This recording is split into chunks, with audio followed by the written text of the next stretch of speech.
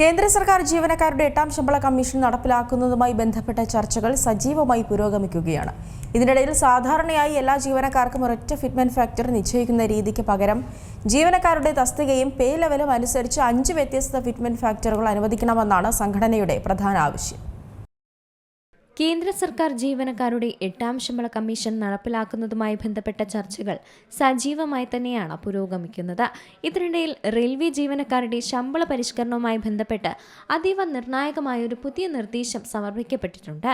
Indian railway technical supervisors അസോസിയേഷനാണ് ശമ്പള commission മുന്നിൽ വ്യത്യസ്തമായൊരു മാതൃക മുന്നോട്ട് വയ്ക്കുന്നത്. സാധാരണയായി എല്ലാ ജീവനക്കാർക്കും ഒരൊറ്റ ഫിറ്റ്മെന്റ് ഫാക്ടർ നിശ്ചയിക്കുന്ന രീതിക്ക് പകരം ജീവനക്കാരുടെ തസ്തികകളും പേ ലെവലും അനുസരിച്ചുകൊണ്ട് 5 വ്യത്യസ്ത ഫിറ്റ്മെന്റ് ഫാക്ടറുകൾ അനുവദിക്കണം എന്നതാണ് സംഘടനയുടെ പ്രധാന ആവശ്യം.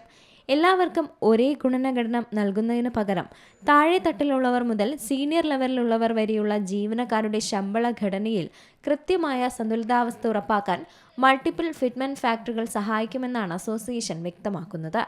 2.92 മുതൽ 4.38 വരെയുള്ള ഫിറ്റ്മെന്റ് ഫാക്ടറുകളാണ് ഇവർ ആവശ്യപ്പെടുന്നത്. 7ാം ശമ്പള കമ്മീഷനിൽ എല്ലാ ജീവനക്കാർക്കും പൊതുവായി 2.57 ആയിരുന്നു ഫിറ്റ്മെന്റ് ഫാക്ടർ നിശ്ചയിച്ചത്. അതായത് നിലവിലുള്ള അടിസ്ഥാന ശമ്പളത്തെ 2.57 കൊണ്ട് ഗുണിച്ചായിരുന്നു പുതിയ അടിസ്ഥാന ശമ്പളം കണക്കാക്കിയിരുന്നത്. എന്നാൽ പുതിയ നിർദ്ദേശം അംഗീകരിക്കപ്പെട്ടാൽ ശമ്പളത്തിൽ വലിയ വർധനയുണ്ടാകും.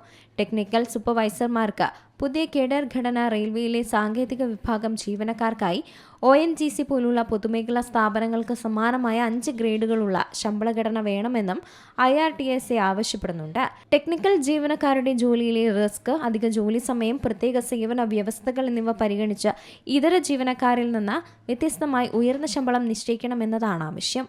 ലക്ഷക്കണക്കിന് വരുന്ന റെയിൽവേ ജീവനക്കാർക്ക് പുറമെ മറ്റ് കേന്ദ്ര സർക്കാർ ജീവനക്കാർക്കും വലിയ പ്രതീക്ഷയോടെയാണ് 8ാം ശമ്പള കമ്മീഷന്റെ അന്തിമ തീരുമാനങ്ങൾക്കായി കാത്തിരിക്കുന്നത്. ഈ നിർദ്ദേശങ്ങൾ 8ാം ശമ്പള കമ്മീഷൻ എത്രത്തോളം പരിഗണിക്കുമെന്നാണ് ഇനി കേന്ദ്ര സർക്കാർ ജീവനക്കാർ ഉറ്റുനോക്കുന്നത്. News desk C Malayalam news. ഏറ്റവും പുതിയ വാർത്തകളും വിശേഷങ്ങളും വിരൽത്തുമ്പിലറിയാൻ സി മലയാളം ന്യൂസ് എല്ലാ ഡിജിറ്റൽ പ്ലാറ്റ്ഫോമുകളിലും ലഭ്യം.